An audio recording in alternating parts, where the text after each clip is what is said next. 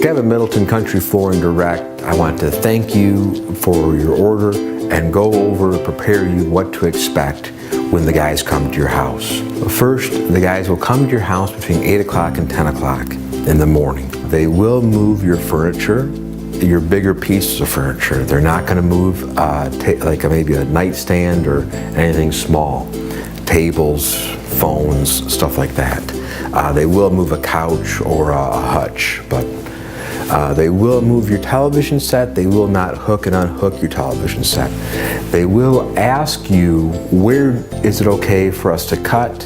And they will sweep up when they're done. Your house it is going to be noisy because we do have equipment that we have to run. Your house will be turned upside down momentarily because we will be tearing everything out and putting a nice new floor in, but the guys do it all the time. They will sweep up when they're done. It will be broom swept, and if you'd like, please stop by the office and pick up a cleaner.